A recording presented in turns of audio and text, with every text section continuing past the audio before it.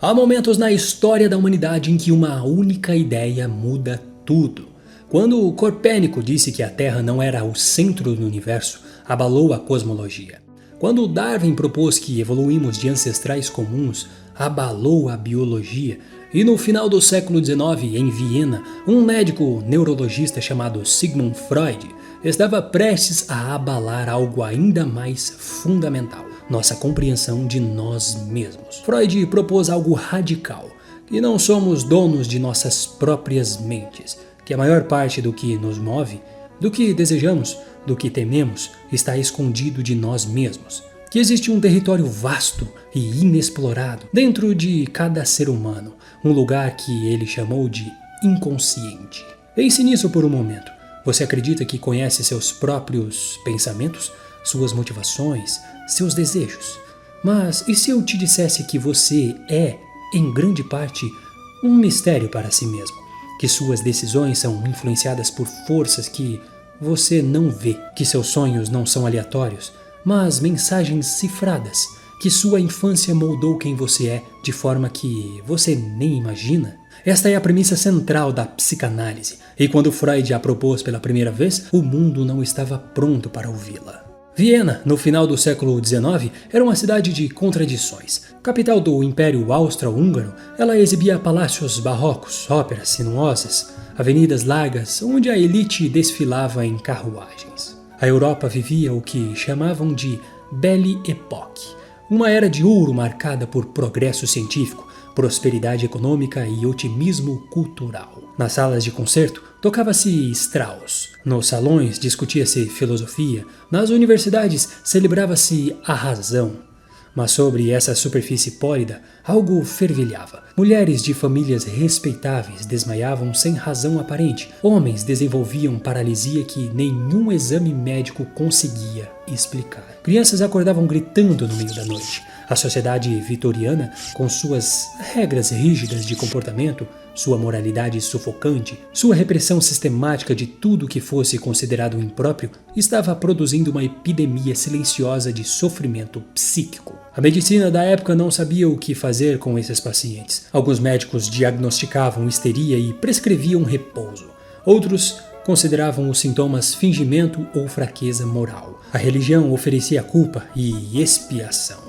A filosofia oferecia abstrações que não aliviavam o sofrimento real. Mas Freud fez algo diferente. Ele escutou.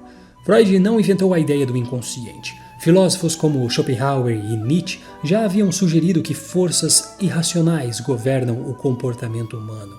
Mas Freud foi o primeiro a transformar essa intuição filosófica em método clínico. Ele desenvolveu uma forma de acessar o inconsciente, de trazê-lo à luz, de tornar o invisível visível. Ele pediu aos pacientes que falassem livremente, sem censura, sem julgamento, que relatassem seus sonhos, por mais absurdos que parecessem, que compartilhassem memórias de infância, por mais triviais ou vergonhosas que fossem. E ao fazer isso, descobriu padrões. Descobriu que sintomas físicos sem causa orgânica frequentemente tinham origem em traumas psicológicos esquecidos. Descobriu que sonhos continham desejos disfarçados. Descobriu que lapsos de linguagem revelam pensamentos reprimidos. E descobriu algo ainda mais perturbador: que muito do que nos move tem origem na sexualidade, incluindo a sexualidade infantil. Que os primeiros anos de vida, especialmente a relação com os pais, moldam profundamente quem nos tornamos. Imagine o escândalo, a sociedade vitoriana que cobria as pernas dos pianos por considerá-las indecentes, que proibia as mulheres de mostrar os tornozelos, que tratava sexo como tabu absoluto, foi confrontada com um médico respeitável dizendo que crianças têm vida sexual, que meninos desejam suas mães, que meninas competem com suas mães pelo amor do pai. Freud não foi recebido com aplausos. Foi recebido com horror, desprezo e acusações de perversão. Colegas médicos o evitavam, jornais o atacavam. Ele foi excluído de círculos acadêmicos, ridicularizado em público, chamado de charlatão. Mas ele não recuou, porque havia descoberto algo que considerava verdadeiro, e a verdade, para Freud, valia mais que a aceitação social. Aos poucos, outros começaram a se juntar a ele. Joseph Brauer, o médico que havia tratado a famosa paciente Anna O e descoberto a cura pela fala, Aos poucos, outros começaram a se juntar a ele.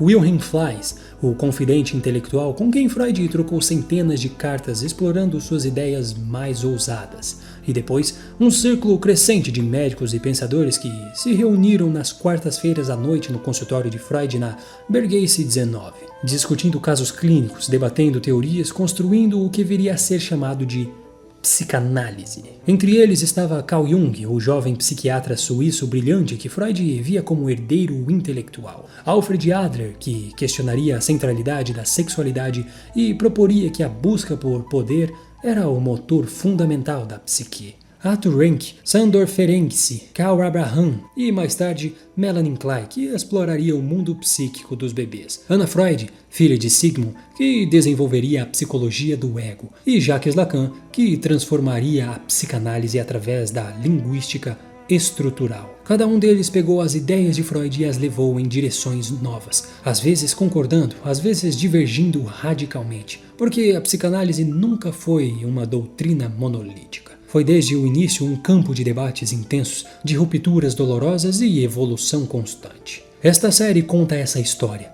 mas não é apenas uma história de ideias abstratas.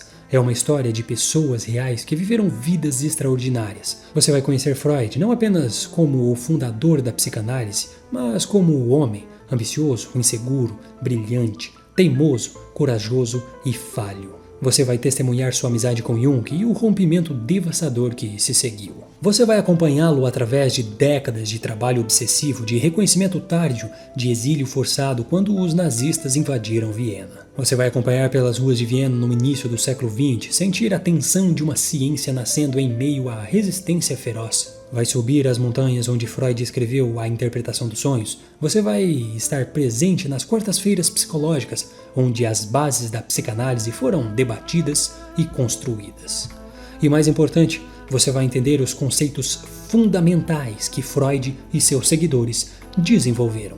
O inconsciente, a repressão, os sonhos como via de acesso à mente oculta, o complexo de Édipo, o id, o ego e o superego, os mecanismos de defesa, os arquétipos de Jung e a vontade de poder de Adler. Mas esses conceitos não serão apresentados como abstrações acadêmicas, serão apresentados como ferramentas para entender você mesmo, porque a psicanálise não é apenas teoria. É espelho. É convite para olhar para dentro e fazer perguntas difíceis. Por que faço o que faço? Por que sinto o que sinto? Por que repito os mesmos padrões autodestrutivos? O que a minha infância fez comigo? Quem sou eu realmente por trás das máscaras que uso? Ao final dessa jornada, você não será o mesmo. Você terá compreendido como uma ideia revolucionária nasceu em uma época que a rejeitava e como essa rejeição paradoxalmente a fortaleceu. Você terá vivido os momentos cruciais, a primeira interpretação de um sonho, a primeira sessão de análise, o primeiro divã. Você terá sentido a paixão, a dor, a genialidade e as limitações dos gigantes que construíram esse campo. E você terá ferramentas novas para se entender. Porque uma vez que você compreende que sonhos têm significado, que atos falhos revelam desejos ocultos, que sua infância moldou seu destino de formas invisíveis, você não pode mais fingir que não sabe. A ignorância confortável se torna impossível. A psicanálise não é confortável, não promete felicidade fácil ou soluções rápidas, mas oferece algo mais valioso: autoconhecimento. E o autoconhecimento, por mais doloroso que seja, o processo de alcançá-lo é o primeiro passo para a liberdade genuína. Então, você está pronto para essa jornada? Pronto para descer ao abismo da alma humana? Para explorar os territórios sombrios que Freud e seus seguidores mapearam? Pronto para olhar para dentro de si mesmo com honestidade implacável? Porque uma vez que você cruza essa porta, não há volta. Uma vez que você entende que carrega dentro de si desejos que não ousa admitir, memórias que foram enterradas, conflitos que moldaram cada decisão, você não pode mais viver na ilusão de que se conhece completamente. Mas essa perda da ilusão é, paradoxalmente, um ganho, porque a verdade, por mais perturbadora, é sempre mais libertadora que a mentira confortável. Bem-vindo à história da psicanálise. Bem-vindo à jornada dos que ousaram descer ao abismo da alma humana. Bem-vindo, acima de tudo, à sua própria história.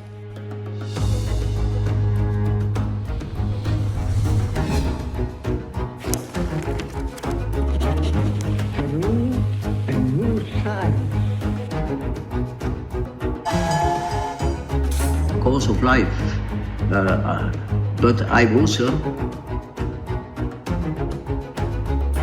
Néanmoins, ce n'est qu'un acte de foi.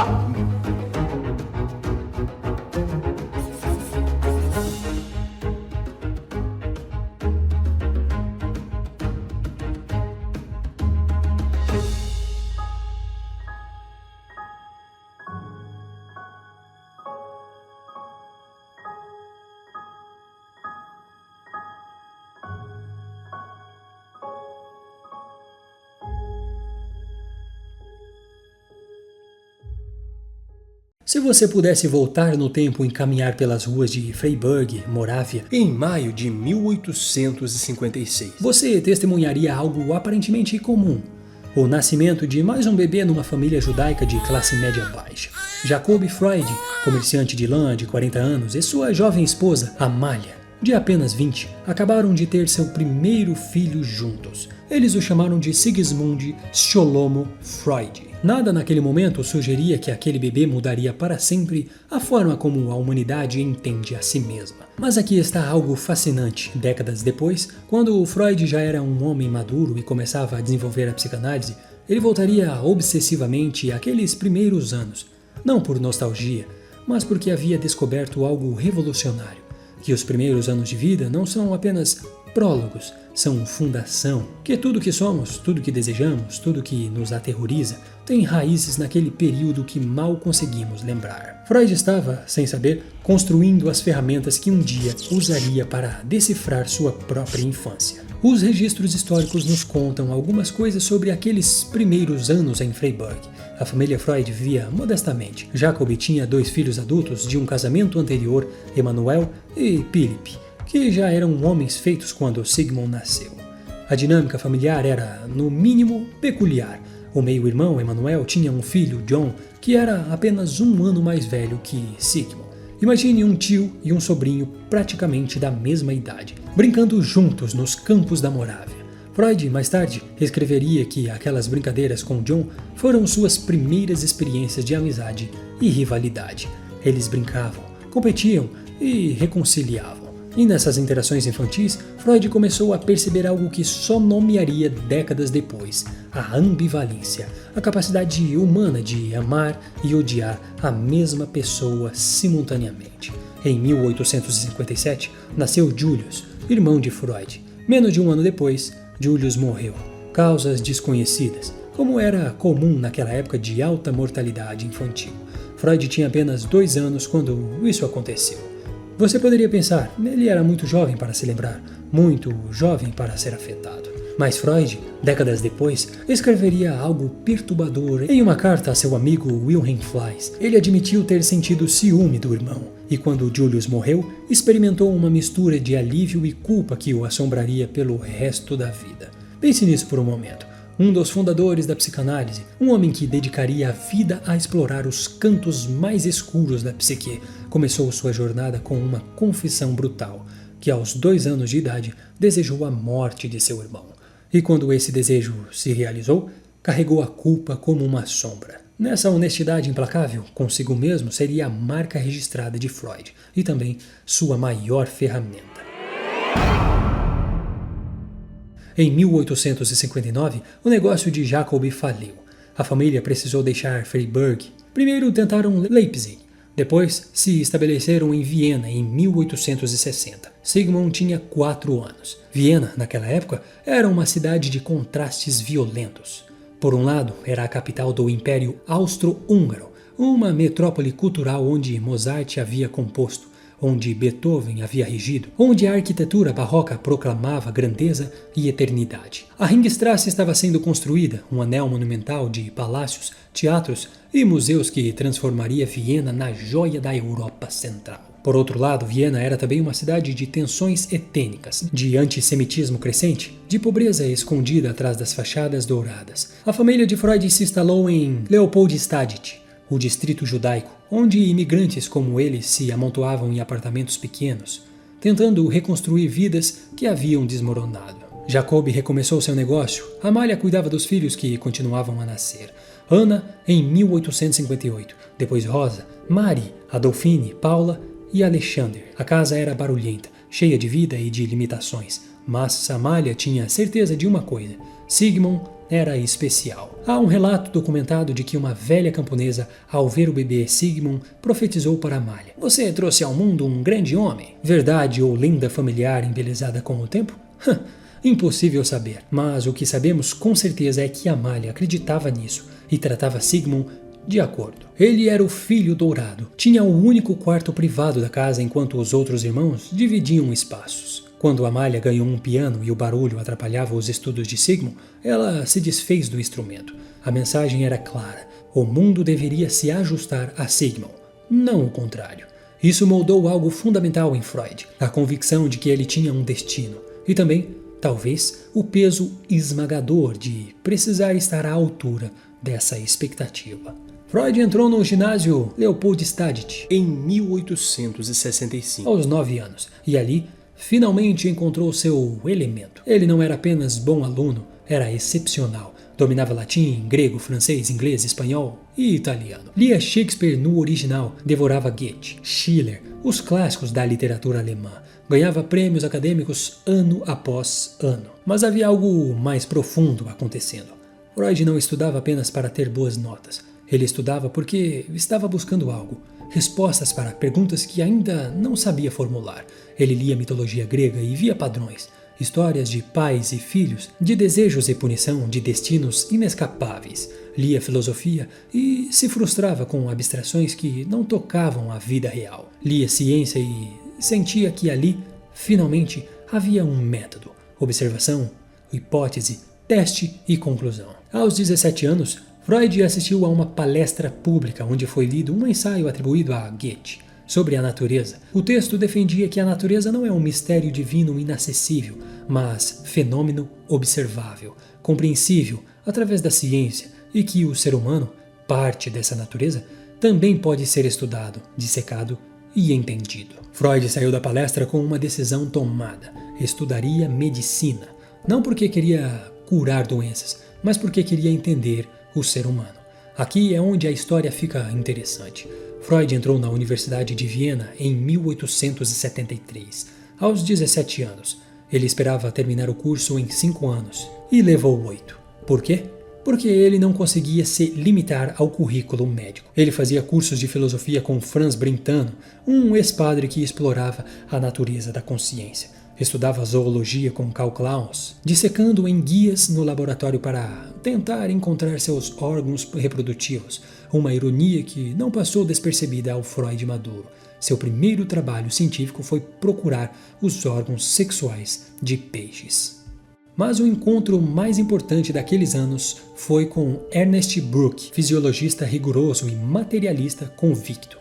Brooke acreditava que todos os fenômenos biológicos, incluindo os mentais, podiam ser explicados por processos físicos e químicos. Não havia alma imaterial, não havia força vital misteriosa, apenas matéria, energia e leis naturais. Freud passou 6 anos no laboratório de Brooke, de 1876 a 1882, e ali aprendeu algo fundamental: o método científico, a importância da observação cuidadosa, da documentação meticulosa, da honestidade intelectual. Brooke se tornaria uma figura paterna para Freud, talvez mais importante que o próprio Jacob. Mas havia um problema. Freud era brilhante como pesquisador, mas pesquisa pura não pagava contas. Ele vinha de uma família pobre, precisava ganhar dinheiro e, em 1882, conheceu Martha Bernays. Martha era tudo o que Freud não era: calma, convencional, religiosa. Eles se apaixonaram intensamente. Freud, que sempre foi controlado e racional em público, escreveria cartas apaixonadas, quase obsessivas para Martha. Mais de 900 cartas ao longo de 4 anos de noivado. Cartas onde ele revelava ciúmes, inseguranças, desejos de possuí-la completamente. Mas para casar precisava de dinheiro, e para ter dinheiro precisava abandonar a pesquisa pura e abrir um consultório médico. Em 1882, Freud deixou o laboratório de Brooke e começou a trabalhar no Hospital Geral de Viena, especializando-se em neurologia. Ele estudava pacientes com danos cerebrais, paralisias e afasias. Tentava mapear quais áreas do cérebro controlam quais funções. Era trabalho meticuloso, importante, mas algo nele permanecia insatisfeito, porque o cérebro por mais fascinante que fosse, era apenas hardware, e Freud estava começando a suspeitar que o verdadeiro mistério estava no software, a mente. Em 1884, Freud teve sua primeira grande oportunidade de reconhecimento. Ele descobriu que a cocaína, uma substância recém-isolada da planta de coca, tinha propriedades anestésicas locais. Ele publicou um artigo entusiasmado, Uber Coca, onde descreveria os efeitos da droga e sugeria seus usos médicos. Freud até experimentou em si mesmo, sentiu euforia, clareza mental, energia. Prescreveu para amigos, incluindo Ernest von Fleischl-Marxow, colega que sofria de dores crônicas e dependência de morfina. Parecia que Freud finalmente teria sua grande descoberta, fama, reconhecimento e dinheiro. Mas então, tudo desmoronou. Fleischl desenvolveu dependência severa da cocaína. Outros médicos começaram a relatar casos de vício. A comunidade médica atacou Freud, acusando-o de irresponsabilidade.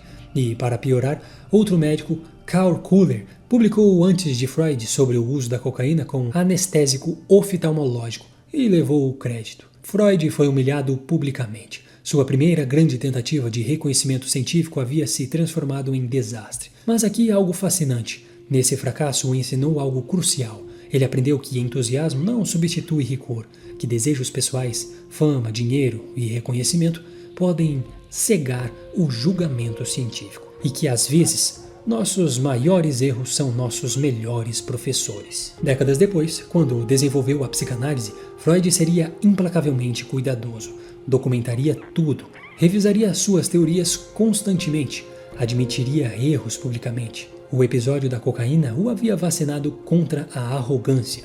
Em 1885, Freud conseguiu uma bolsa para estudar em Paris com Jean-Martin Charcot, o neurologista mais famoso da Europa. Charcot trabalhava no Hospital Salpêtrière e era especialista em histeria, uma condição misteriosa onde pacientes, principalmente mulheres, apresentavam sintomas físicos dramáticos sem causa orgânica aparente, paralisias, convulsões, cegueiras e mudez. A medicina tradicional considerava a histeria um fingimento ou doença uteriana. A palavra vem de histera, útero em grego. Mas Charcot levava a sério. Ele demonstrava, através de hipnose, que podia induzir e remover sintomas histéricos. E isso provava algo revolucionário.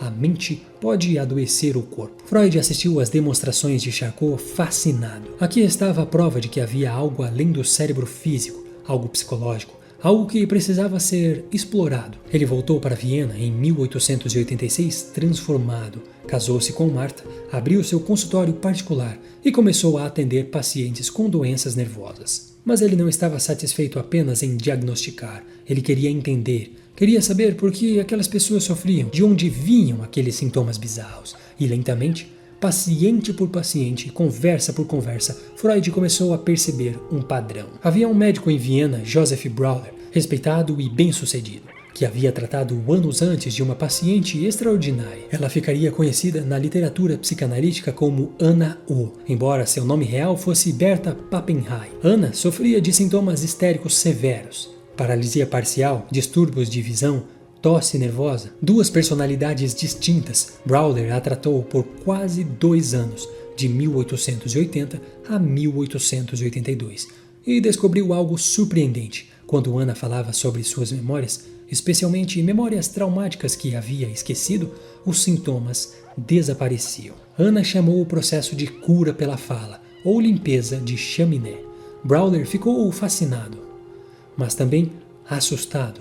Anna desenvolveu o que hoje chamamos de transferência. Ela se apaixonou por ele, ou pelo menos projetou nele sentimentos intensos. Brauer, cansado e conservador, fugiu do caso. Literalmente, parou o tratamento abruptamente e nunca mais quis falar sobre isso. Mas ele contou a Freud, e Freud, ao ouvir a história, sentiu algo que não sentia desde aquela palestra sobre Goethe aos 17 anos. A sensação de estar diante de algo enorme. Algo que mudaria tudo. Porque se Anna estava certa, se falar sobre memórias esquecidas podia curar sintomas físicos, então isso significava algo revolucionário. Que temos memórias que não sabemos que temos, que essas memórias nos afetam e que trazê-las à consciência pode nos libertar. Em outras palavras, existe um inconsciente.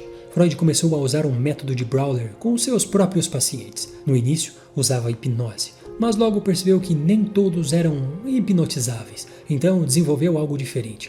Pedia aos pacientes que deitassem num divã para que não o olhassem diretamente e se sentissem menos inibidos, e dissessem tudo o que viessem à mente, sem censura, sem julgamento. Ele chamou isso de associação livre, e o que descobriu foi perturbador e libertador ao mesmo tempo. Os pacientes resistiam, bloqueavam certas memórias, mudavam de assunto quando se aproximavam de algo doloroso. Freud percebeu, não é que eles não queriam lembrar, é que algo dentro deles não permitia. Havia uma força ativa, um mecanismo que mantinha certas memórias enterradas. Ele chamou isso de repressão. E mais, memórias reprimidas não desapareciam, elas continuavam ativas, causando sintomas, influenciando comportamentos, moldando personalidades, como vulcões subterrâneos, invisíveis, mas poderosos.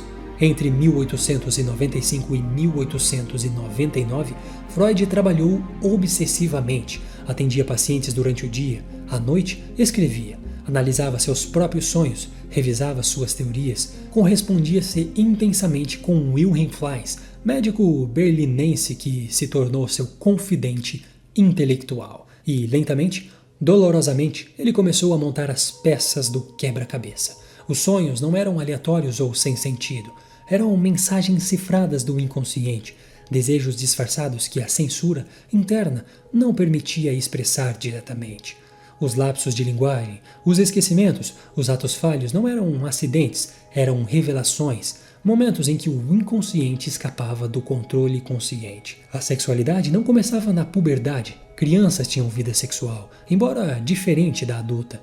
E as experiências sexuais da infância moldam profundamente a personalidade adulta. E mais controverso, muitos dos métodos problemáticos psicológicos tinham origem em conflitos sexuais reprimidos. Freud sabia que essas ideias seriam explosivas, que a sociedade vitoriana, moralista, repressora, as rejeitaria com horror. Mas ele havia aprendido algo com o episódio da cocaína. Não podia deixar o medo da rejeição silenciá-lo. Em 1899, ele publicou A Interpretação dos Sonhos, datado propositalmente como 1900, para marcar o início do novo século. O livro foi ignorado. Nos primeiros 8 anos, vendeu apenas 600 cópias. Mas Freud não desistiu, porque ele sabia algo que o mundo ainda não sabia. Ele havia encontrado a porta para o inconsciente, e uma vez que essa porta fosse aberta, nunca mais poderia ser fechada. Deixe-me colocar isso em perspectiva. Antes de Freud, a humanidade acreditava que conhecia a si mesmo, que nossos pensamentos eram transparentes para nós, que se desejássemos algo, sabíamos, que quando sentimos algo, o compreenderíamos. Freud disse, não, vocês não se conhecem. A maior parte do que move vocês está escondida. Vocês são estranhos para si mesmos. Imagine o impacto disso. É como se alguém dissesse, você acha que está dirigindo o carro de sua vida, mas na verdade há alguém no banco de trás, invisível, controlando o volante, e você nem sabe que ele existe. Aterrorizante? Sim, mas também libertador. Porque se você não está totalmente no controle, então não é totalmente culpado. E se você pode tornar o invisível visível, pode recuperar o controle. Freud, no final do século XIX, estava sozinho, rejeitado pela medicina tradicional, atacado pela sociedade, isolado academicamente, mas ele tinha algo que ninguém podia tirar dele, a certeza de que estava certo. Ele havia descido ao abismo da alma humana, havia olhado para suas próprias sombras, havia admitido desejos que os outros nem ousam pensar, e havia sobrevivido. Mais que isso, havia encontrado um método, uma forma de mapear o território invisível da mente, uma ciência do inconsciente. Ele a chamou de psicanálise. E nos próximos 40 anos, essa palavra mudaria o mundo. Mas em 1899, Freud não sabia disso. Ele sabia apenas que havia começado uma jornada que exigiria tudo dele, sua saúde, sua reputação, sua paz de espírito, uma jornada ao abismo. E ele, o menino que olhava demais, o filho dourado de Amália, o sobrevivente de Freiberg, o aluno brilhante de Viena, o discípulo de Bruck, o explorador do inconsciente estava apenas começando. Porque aqui está a verdade que Freud descobriu e que ainda ressoa hoje. A mente humana é o último território inexplorado, mais vasto que os oceanos, mais profundo que o espaço sideral. E a coragem de explorá-la, de descer ao abismo da própria alma, é o que nos torna verdadeiramente humanos. Freud teve essa coragem e, ao tê-la, abriu o caminho para todos nós. A jornada estava apenas começando.